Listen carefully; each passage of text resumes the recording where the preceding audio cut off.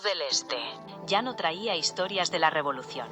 Aquella mañana de octubre trajo algo que no estaba en los manuales del partido. Una brisa cálida e inusual para la estación, cargada con un polen que olía a catástrofe.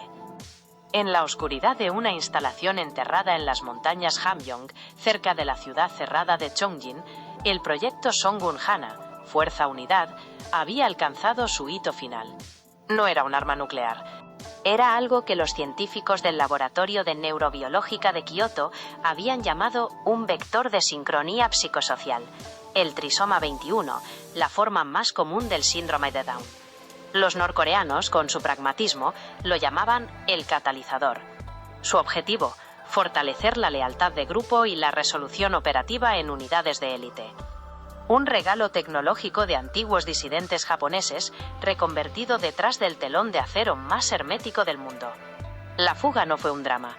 Un filtro de bioseguridad, desgastado por la escasez de repuestos, se dio y terminó por romperse.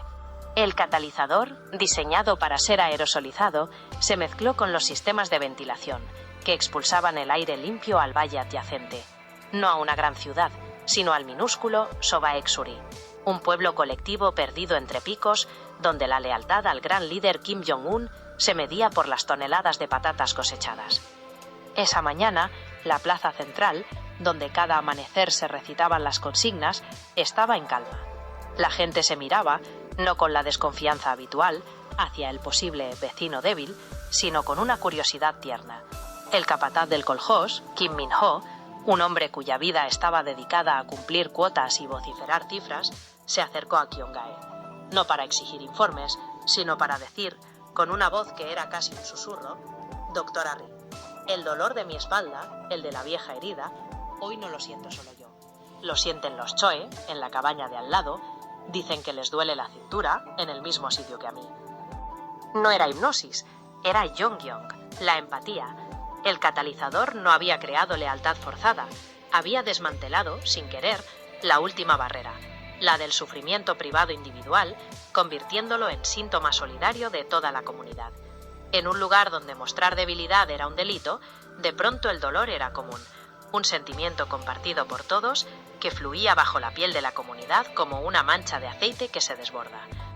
Al principio hubo miedo, más que miedo algo de preocupación, una mera inquietud. ¿Era un ataque bacteriológico imperialista? ¿Una nueva prueba de la pérfida Japón? Pero el miedo, al ser compartido por 100 mentes a la vez, dejó de ser paralizante.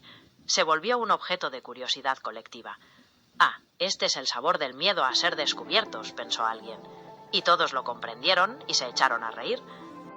El Comité de Seguridad del Distrito, encabezado por el mayor Park Yun, un hombre cuyo mundo se movía entre el sí y el no, entre el yin y el yang, entre leal o traidor, fue el primero en percibir la anomalía. Sus informantes dejaron de informar, no por deslealtad, sino porque en un mundo donde la emoción del vecino era tan palpable como tuya, la delación perdió su significado. Denunciar el qué, el dolor de estómago de la anciana Choi, la noticia de ver parir una camada de gatitos. Park Yun envió un mensaje cifrado a Pyongyang: fallo de control ideológico en la población 47. Posible agente contagioso no identificado. La unidad del pensamiento único se ha diluido. Solicito instrucciones. La respuesta fue más rápida y brutal de lo esperado. No vinieron epidemiólogos. Como en crisis anteriores de COVID, vinieron soldados de la unidad de cuarentena 101. No para curar, sino para contener, aislar y confinar. Sellaron los accesos al valle de Sobae-Xuri con alambradas y torres de vigilancia. No era un cerco médico. Era un cerco de pureza. Lo que ocurría dentro era una infección del espíritu colectivo, una herejía materialista, una conexión que no pasaba por la mediación de los cuadros intermedios del partido. Vio a los habitantes del koljós trabajar los campos con una coordinación silenciosa y perfecta. Vio a un niño caerse y a 3 adultos girar la cabeza al unísono, como si hubieran sentido el golpe en sus propias rodillas. Vio a la doctora Ri Kyong-gae y al capataz Kim Min-ho hablar sin hablar, intercambiando miradas que contenían párrafos completos de información. No estaban desorganizados, estaban torpemente hiperorganizados. Habían encontrado una forma de unidad que no requería consignas, de retratos en las paredes, no requería meter miedo. Era la peor pesadilla del Estado, una sociedad funcional, cohesionada y feliz que operaba al margen de su control. No una rebelión con armas, una rebelión con empatía. Y lo más peligroso aún, realizaban tareas tan sencillas que incluso haciéndolas mal, todos sonreían al unísono. Y en el centro de aquel silencio vibrante, Kyong-gae, mirando la alambrada que brillaba bajo el sol gélido, sintió por primera vez no el miedo individual de la disidencia, sino el pulso firme y colectivo de algo nuevo. No era el nosotros impuesto desde arriba, era un nosotros que nacía desde dentro, desde las entrañas compartidas.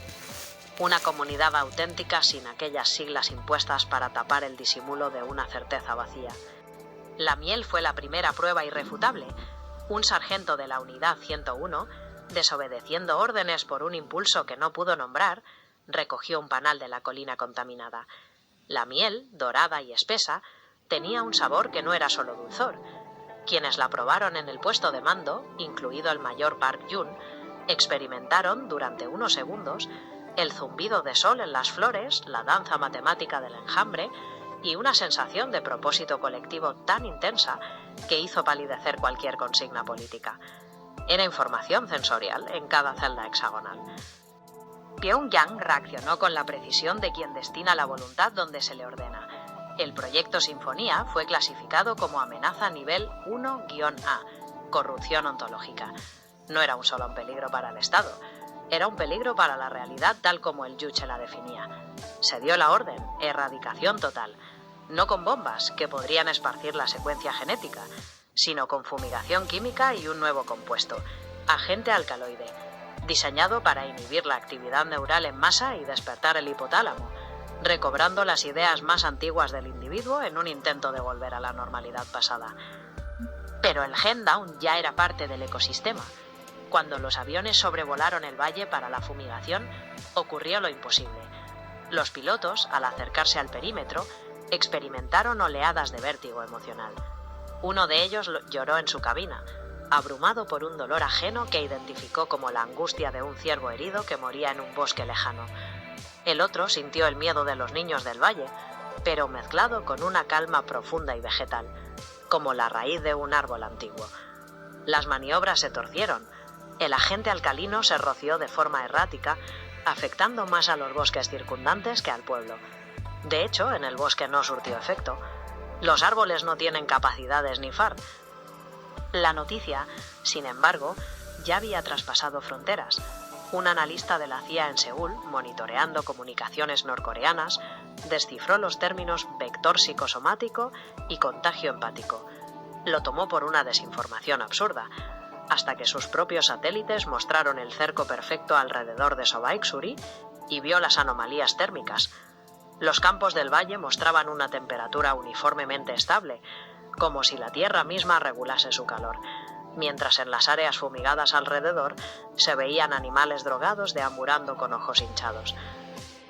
La humanidad, atrapada en el medio, experimentaban destellos de la red comunal, un padre en Berlín que sintió el hambre de su hijo en Sydney, una comunidad en el Sáhara que, soñando colectivamente con lluvia, vio formarse nubes en un cielo despejado.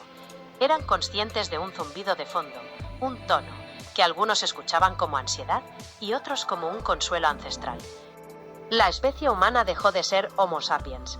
Los filósofos de la red comunal propusieron un nuevo nombre, Homo Nexus, el hombre conector, el eslabón consciente, evitando toda similitud con una ideología concreta aunque reconocible. Kyong-gae, envejeciendo pero con una luz serena en los ojos, caminaba por el valle. Los árboles de ramas cortas inclinadas levemente adoptaban el síndrome Down a su paso, tocaban su sien. Sabía que su cuerpo individual pronto se reintegraría al ciclo, pero su patrón, su memoria, permanecería en la red Nexus de superhumanidad en común, en el latido del planeta. Miró las estrellas, y por primera vez, la red superhumanidad común proyectó una nueva pregunta, no hacia adentro, sino hacia el vasto cosmos silencioso. Una pregunta cargada no de miedo, sino de paz tranquila y colectiva, tejida con el susurro de los océanos y las montañas que también era respuesta. Amamos la inmensidad.